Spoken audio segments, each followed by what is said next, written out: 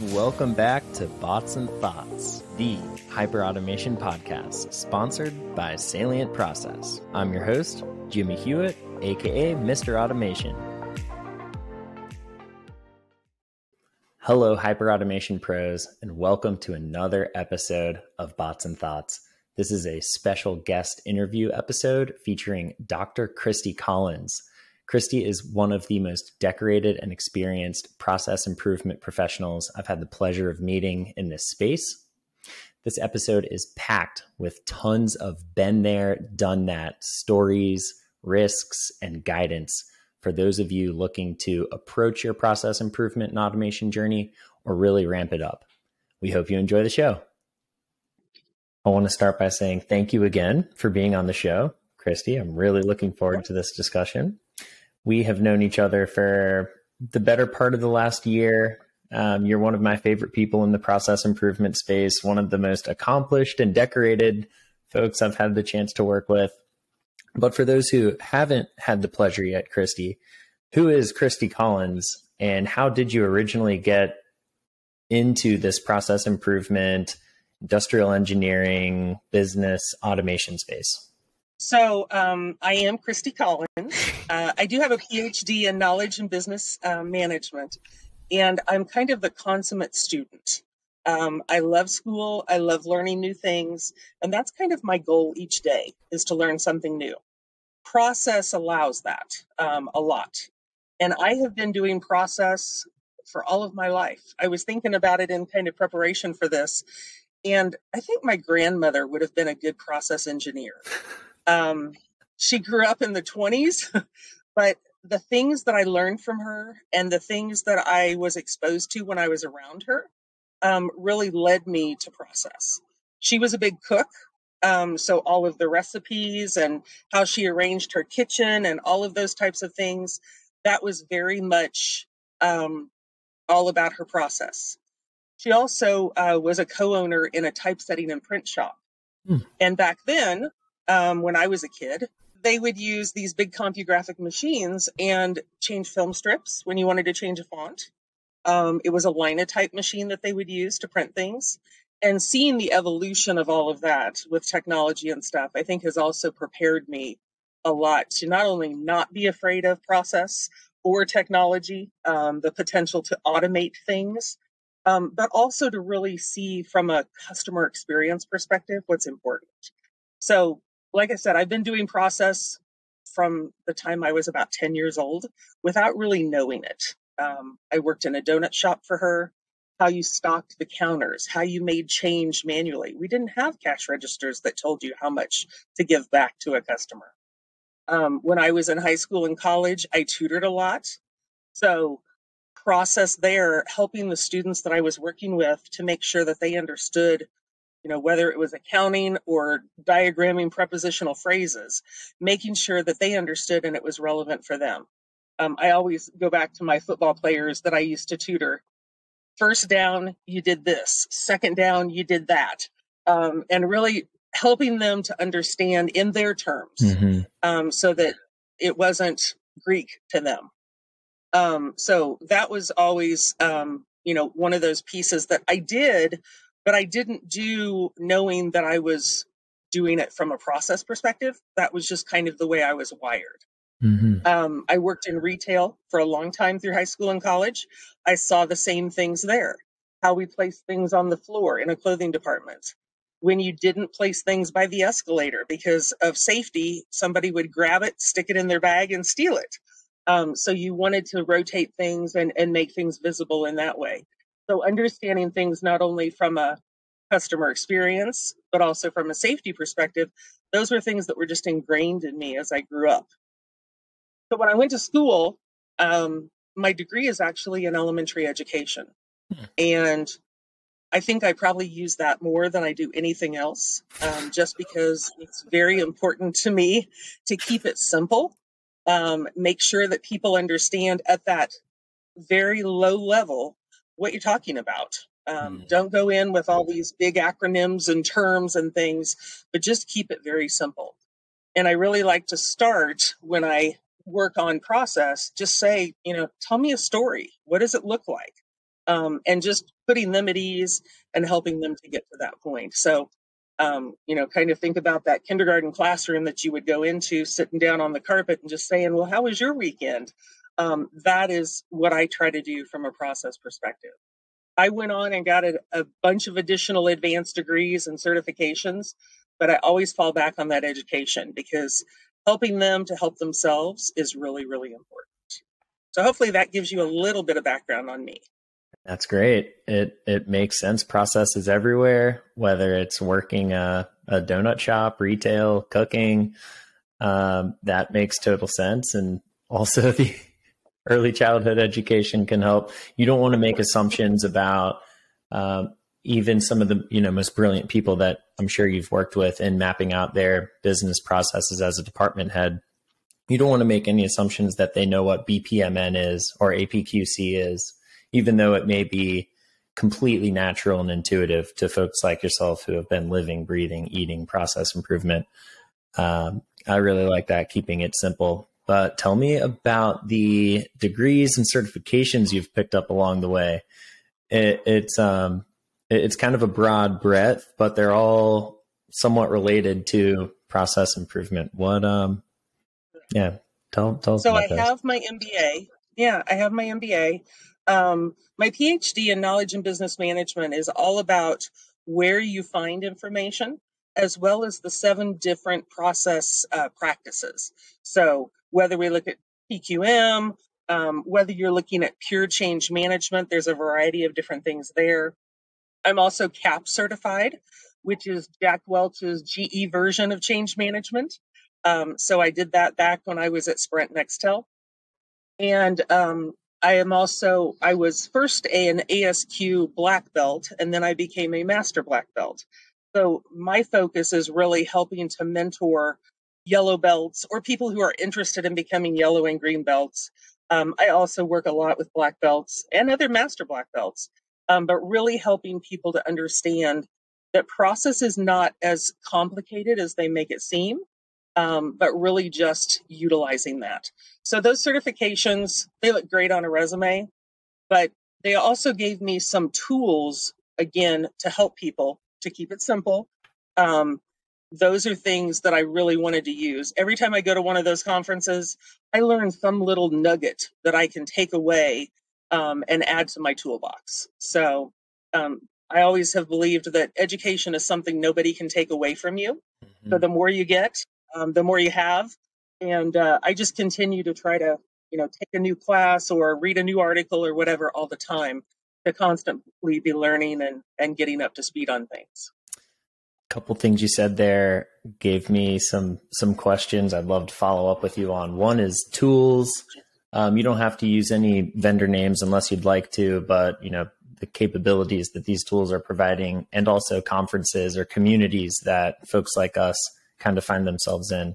What are some of your favorite tools that, we've got process improvement professionals out there listening that if they aren't using, they should consider checking out? And then conferences, what are some of your favorite conferences, events, or communities that we can find other folks like us within? Sure. So from a tools perspective, I'm a firm believer in use what you have. Keep it simple. If it's diagramming and using Post-it notes to get started, mm-hmm. Ask the questions, get the information. Don't wait 2 weeks until you have something installed. But I also am a firm believer in good documentation. A lot of times the very first step in process, and the scariest step for a lot of people, is to get it visually represented. So to document, to just go in and have that baseline conversation with someone, to get it down on a piece of paper, to get it down in the cloud, whatever the case is. And when I started working at Sprint Nextel, that was back in the 90s, we didn't have a lot of tools.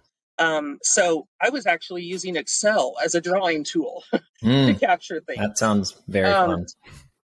Yeah. During that time, and it worked fine. But during that time, one of the things I realized was if I had that file saved on my desktop and it had all this great information in it, nobody could see that unless I printed it out. Nobody could get access to that. So I was always looking for a way to put it up on the wall. And in that era, we were not virtual. So everybody would come into a conference room and look at things. And so we would print out these huge plotter maps of our processes, and people could come in and write all over those maps and point at them and talk about them and that kind of thing. That worked great at that time. One of the things I think I've seen the most challenge with, though, is, okay, I have people, I'm based in Kansas City. I have people in Atlanta. I have people in Pittsburgh. I have people in San Francisco. How are they going to come into my conference room? And I really was looking for a way to share that. The cloud gave us that capability. And I was fortunate enough to work with a company. They're no longer with us, Lombardi Software. They have been acquired by IBM several years ago. And I know your CEO is originally from there. I've known Brian for a long time. But they developed a tool for us that is now called BlueWorks Live. And I was kind of the guinea pig for that. I had the Lombardi folks travel with me. And when we were going through the new employee onboarding processes, we actually did a whole bunch of road shows and captures within Excel. And they built a product on the fly for us that has now become my favorite process improvement tool, being able to capture those things and have them shareable all the time. So within the cloud, and being able to utilize that.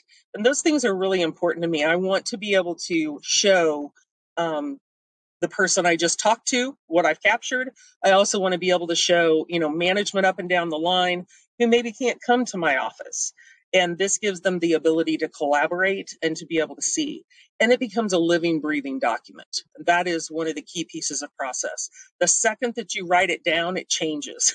Oh, yeah. So getting it so that it continues to evolve and can be updated, that is really, really important. As far as conferences and different groups, I do some stuff with ProSci. So from a change management perspective, I think one of the things that is always so important with process is that change management piece. Whether it is communication, whether it's the with them, the what's in it for me, you're going to get more buy-in or less buy-in depending upon how you approach that issue. And people just want to be communicated with. So really helping them to understand why we're making these changes and what is it going to do for them. They a lot of times live, too close, so they can't see the forest for the trees. We really try hard within the process world when I work in it to make sure that we're communicating all the time. It is not always about headcount reduction. So when I go into a team, a lot of times in the past, they've seen process people as people who are coming in because you're going to have a layoff. That's not the case. In a lot of situations, we're just looking for cost savings. We're looking for efficiencies, ways to automate things. And I've been fortunate enough here recently, ASQ has had a couple of really good conferences and really good seminars. Some of them are free. I am a member, so I get to attend some things that I wouldn't otherwise attend. And that always makes it nice.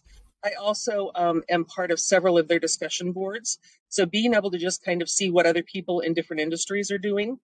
I am a generalist when it comes from a process and change management perspective.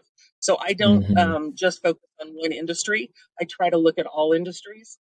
And I can honestly say, you mentioned APQC earlier. When you look at a process, inventory management is a great one to pick on. It doesn't matter if it is the Walmarts and the Dillards and Macy's of the world. If it's big box stores, if it's retail department stores, it doesn't matter if it's, Boeing and their jet engine parts, whoever it is, they all have that same issue with inventory management. They want to be able to see what they have. They want to know how much there is of it, where it's at. And if there's a recall on it, they want to know how to handle it. If there's a maintenance issue, whatever the case is. From a retail perspective, you're going to see things that are coming back. People weren't happy with it. The colors were bad, whatever the case was. It didn't sell well. Those are all things. If I strip out all the acronyms, it is about 85 to 90% the same, whether you're talking about a car part or whether you're talking about sweatshirts. So process it is really does not important discriminate. for people. Exactly. It's really important for people to realize that a process is a process, period. So Yeah, hopefully I answered some of your questions there. absolutely. Not only am I a firm believer in process mapping and process discovery, we kind of have the philosophy of how can you improve a process if you don't understand what it looks like today? But we also really lean heavily on BlueWorks Live. That is just the tool that we've found to be our best. And they have free trials out there. Check them out. Right. And change management was a really interesting concept you brought up, Kristie.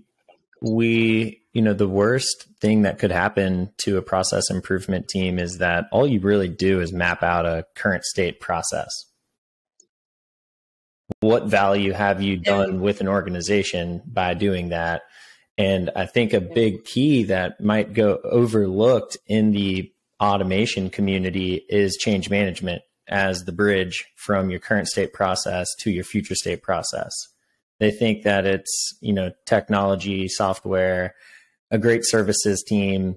But how important is change management in bridging the gap from current state to future state?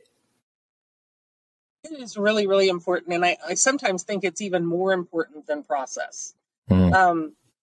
Because you need to understand what's going on in your organization. And change management allows you to kind of peel the onion. So there's a lot of different aspects of change management. One of it is kind of that elevator speech, or that, what is this all about? Helping them to understand what you're trying to tackle. And that's at all levels of the organization, whether you're dealing with an executive, a line manager, one of the doers of the work, whatever the case is. And also kind of evaluating where they're at from a change perspective.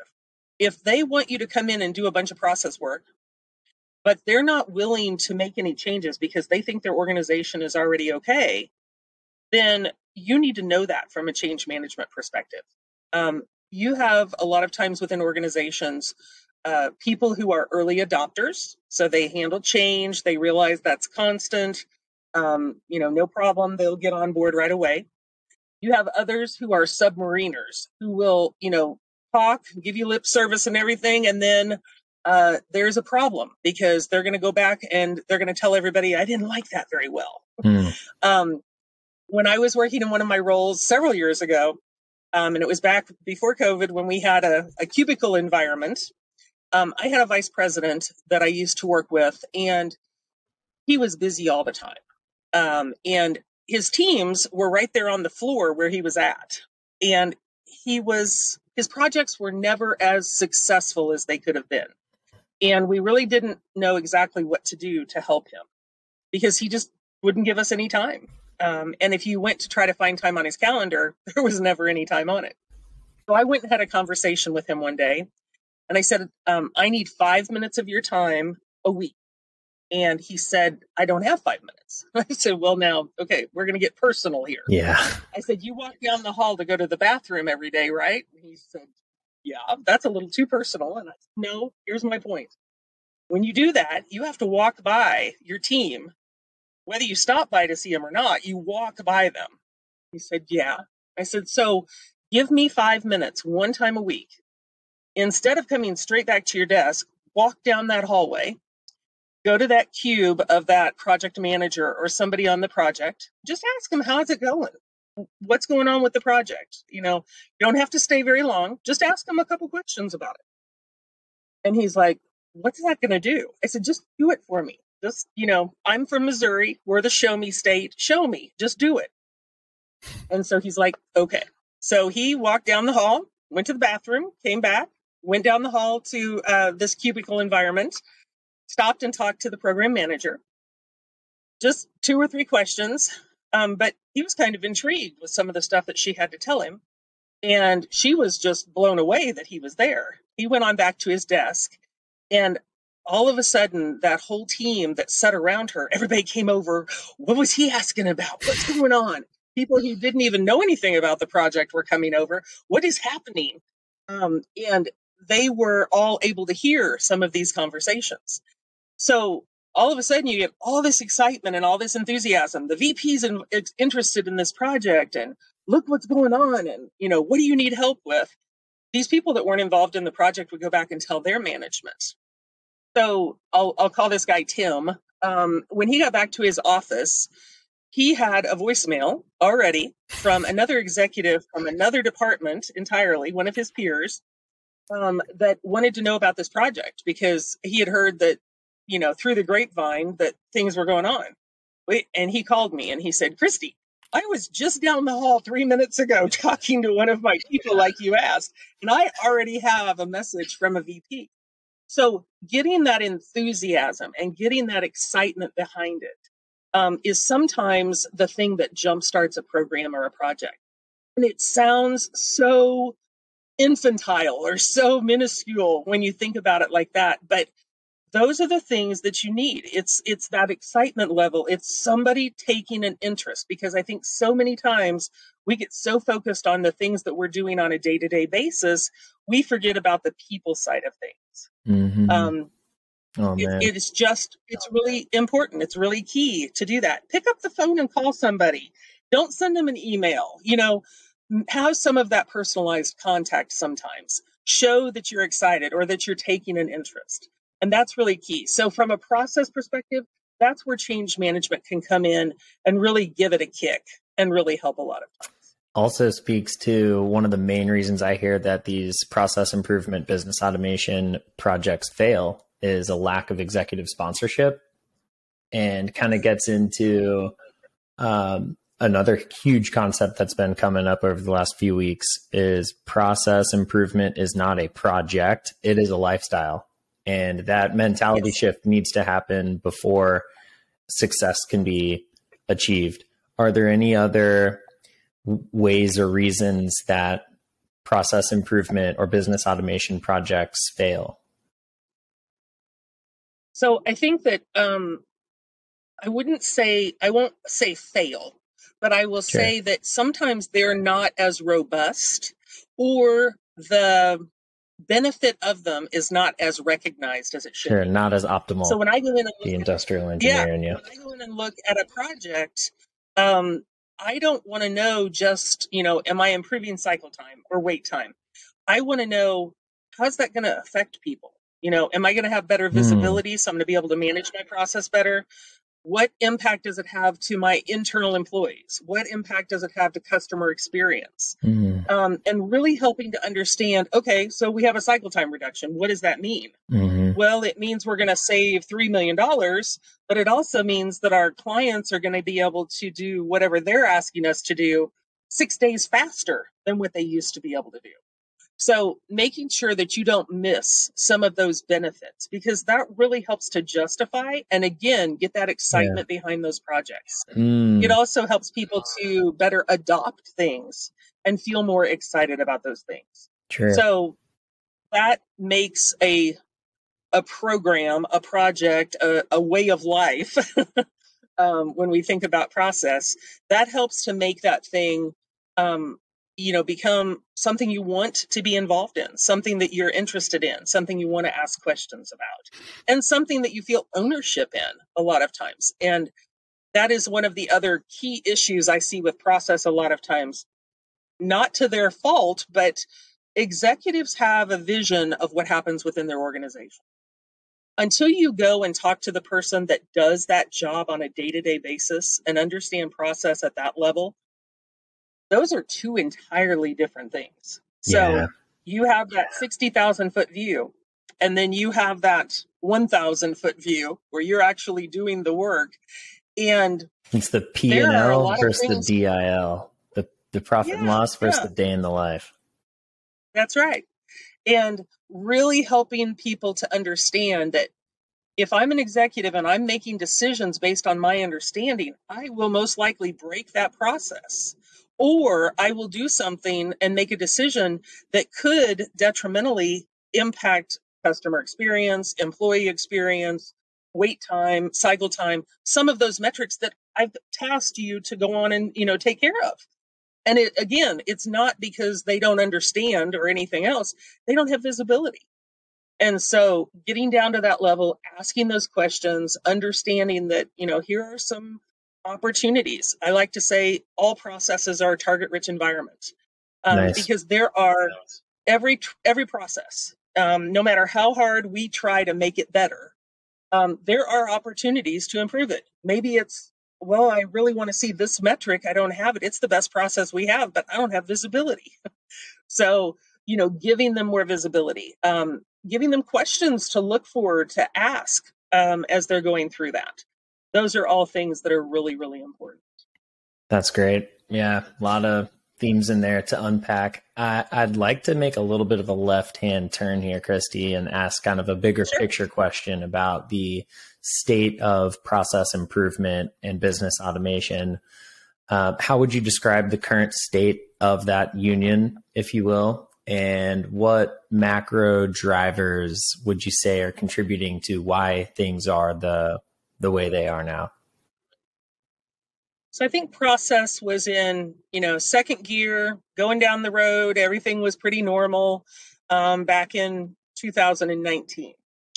2020 hit. We'd been dealing with all the COVID stuff. People kind of started realizing, gosh, there's a lot of stuff that we could do differently.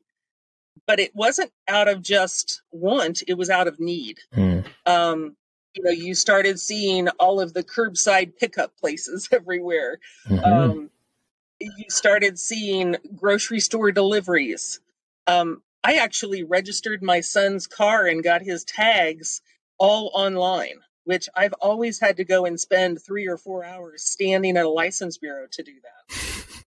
Being able to do some of those kinds of things, I was like, yes, this is process improvement. And it's not impacting my customer experience. It's making me happier because I'm spending less time. There is still an option for me to go in person. But if I don't feel that I need to, and I don't need that involvement with a person, then I have that ability. I also started seeing a lot more from a chat perspective. So a lot of these companies who have websites now have, whether it is robotic, whether it is a live person that you can chat with 24/7, whatever the case is there, those became much more prominent. And we started seeing that from a customer experience perspective. So if we're going to be forced to go more online, we need to make sure we still have that touch point. The thing that I've seen that hasn't worked well is a lot of companies tried to go there too fast. And they didn't think about getting stuck in a phone system when all you're trying to do is to leave a message or to get to a specific person. And it just keeps giving you commercials and it keeps telling you, if you want to go back to the previous menu, and you just get stuck in this continuous loop. Those are the kinds of things that I wish companies would spend a little more time and experience it themselves. If you had to go and live it and it doesn't feel great, then imagine what your customers feel, especially when they don't know as much as you know. So really helping them to help themselves. I think that's just really important to get them to that point. COVID has, helped us in a lot of ways that I think people forget sometimes, just to be able to automate some things, to be able to simplify some things. And I am seeing those things continue even after communities have opened back up. You can still go in and do things. I'm a perfect example. We live out in the country and my family all works in grocery store businesses, but I order my groceries and have them delivered to my home because it's easier for me. Sure, there might be something I forget every once in a while that I have to run up and get, but it's 35, 40 minutes to the grocery store. So it makes it more convenient for me to just have things delivered. And that was something that I didn't think I would ever do, but it's accurate, it's timely, and it sure saves me a lot of time. So those are the things that I think, were put in place.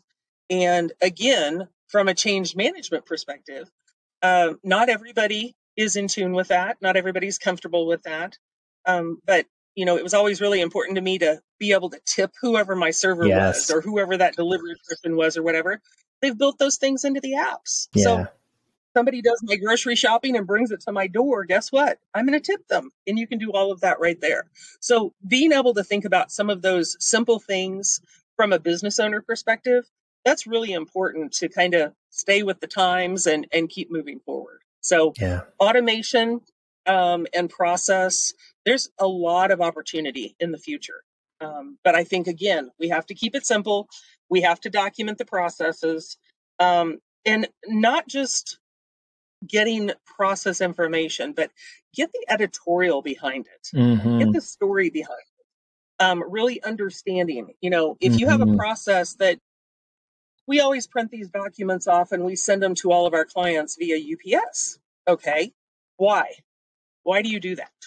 I'm not challenging you. I'm just asking why. Somebody will say, well, because we've always done it that way. But is there any value in it other than it costs a lot of money to send it? No, there's no value. There's no legal requirements.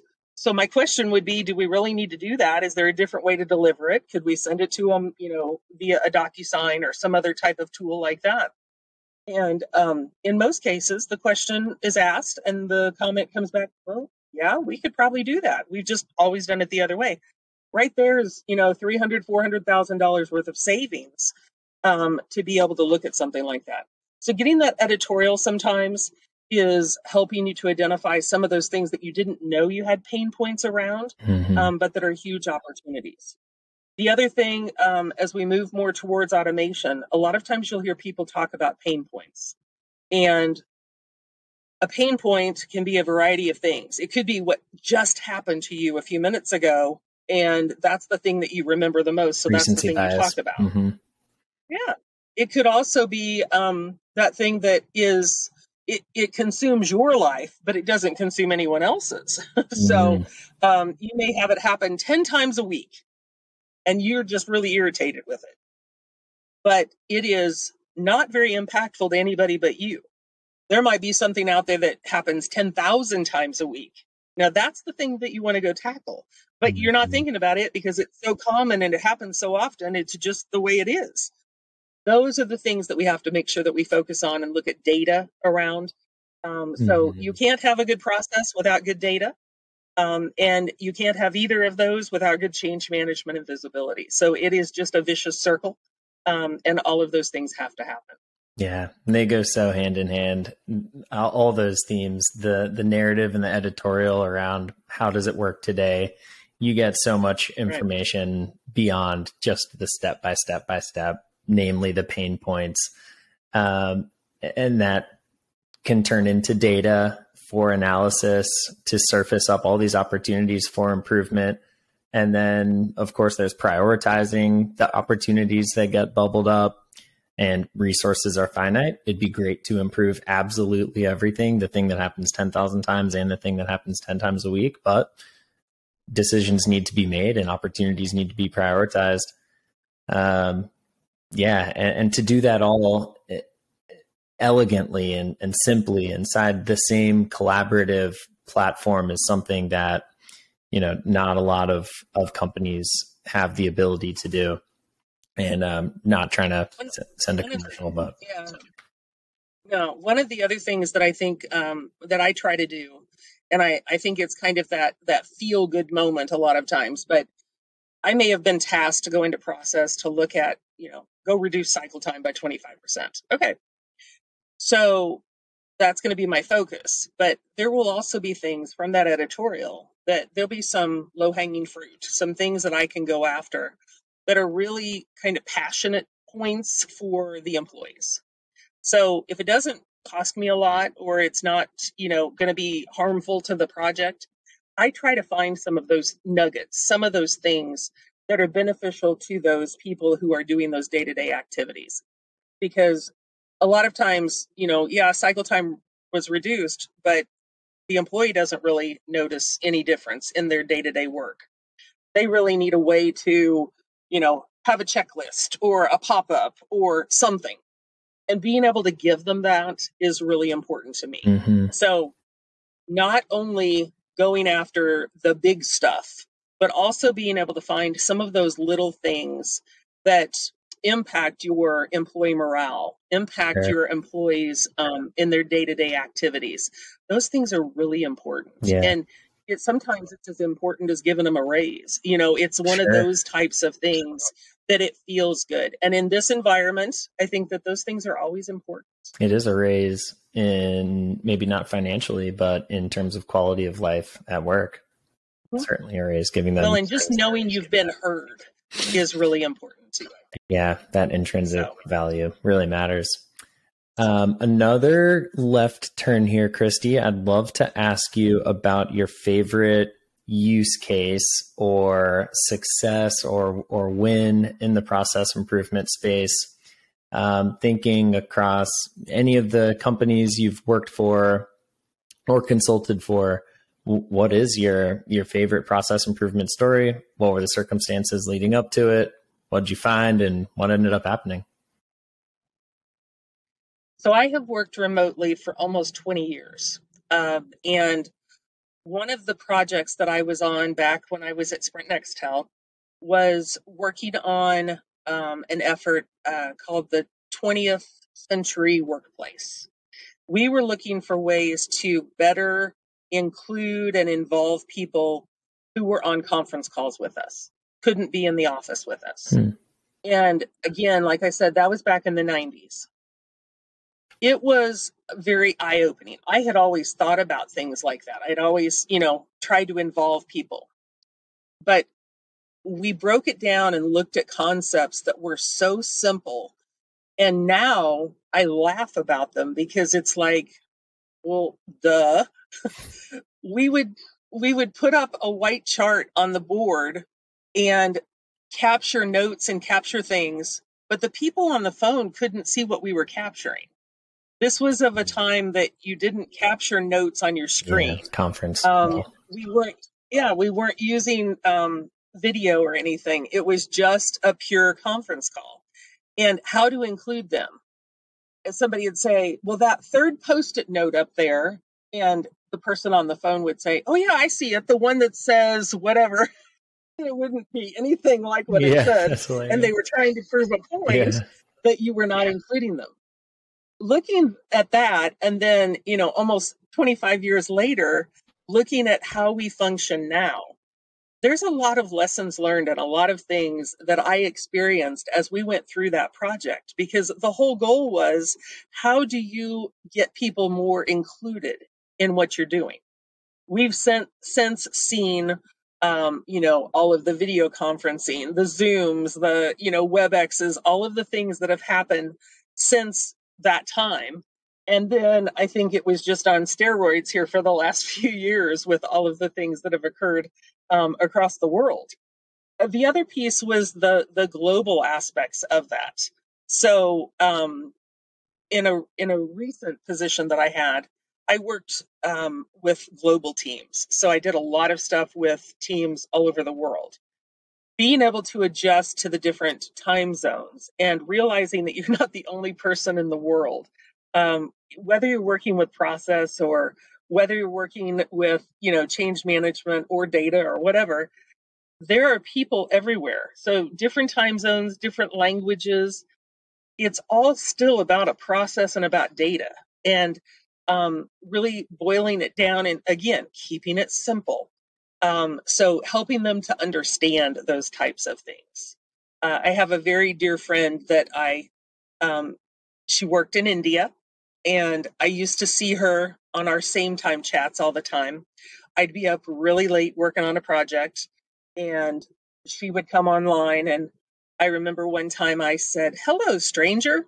And she said, "I am no stranger. I am Pushpa." And I said, "Oh no, I know who you are. That's just something that we say here in the United States. Hello, stranger." And she said, "Oh, I need to learn this." So she called me. She wanted to understand more about some of the things that we say and what that means. And so I tried to explain to her that that's a friendly way of greeting someone that you hadn't talked to in a while. And she's in one of our call centers.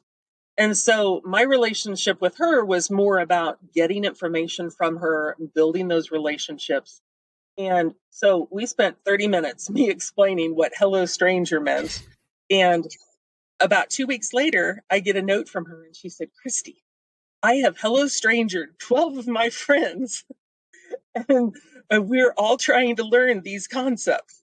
And the whole thing there was, me building that relationship with her and getting more information from her. I wasn't trying to do it in a way to get anything I wasn't supposed to get. It was just building that with her and really helping to understand, both the personal aspect and the professional aspect. I think sometimes we all take our lives too seriously. Yeah. And you work in an environment, yes, you need to be professional, but it's okay to ask how somebody's kids are, or it's okay to say hi to somebody, or, the joke of the day, or whatever the case is. And keep it simple, keep it fun. Life's too short. I love that, Kristie. Really looking at things from that perspective as well. Yeah. So my main takeaways from that are your favorite stories have global impact, right? You can transform teleconferencing experiences through process improvement and automation, but also establish real genuine connections with the people you're helping. Both are just as important to me and to, I hope, the process improvement community at large, having both of those things. We are coming up on time here, Kristie, and I have a rapid fire question or two for you. Okay. Let's start off with, what is your take on the future of this space? I think, and no pun intended, but I think it's just a continuous opportunity for improvement. Yeah. The only, every process has an opportunity to improve. It's like, it's infant, it gets into its teen years, it becomes an adult, and I don't know if, it's reincarnation or whatever, but we just start over again. If you can't continuously improve a process, then we need to look at that process. There's always ways, because things are always changing. So being able to look at that and continuously improve processes and continuously improve whatever's going on in your organization to keep you not only up to speed with the times, but with the technology. Yeah. The other piece is, don't always focus solely on automation. There is a place for people involved in it as well. And I think sometimes the best process is that one that can be automated and complemented by some type of people interaction. I mentioned chat earlier, or being able to hit a number and get to a live person. So giving people those types of options, I really see us moving down a path where we're going to start to see more of that blend. So it's not all one way or the other. We need to really focus on those touch points. Don't be that person who sits next to somebody and sends them an email because it's available. Have that conversation, So the people piece will never go away, and it needs to never go away. Automation is awesome, and I love it, and it has a place, but you always still need that little touch point. That's great. Question number 2 is, it's funny you bring up technology and automation. We've been spending almost the entire time talking about process improvement as opposed to digital business automation. The Venn diagram for those two is different for different people based on where they're coming from, their experiences, their expertise, the projects they've been exposed to, and it's changing as we move through time. So what does your Venn diagram look like in terms of process improvement and, let's say, digital business automation or hyper automation? How do they compare? How do they contrast? And is there an optimal combination of the two?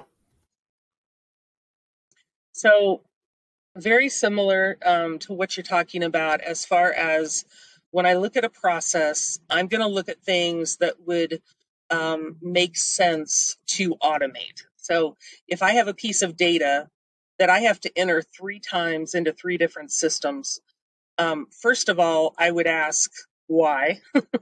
Second of all, how can we not have to enter it 3 times, but have it feed in all 3 times?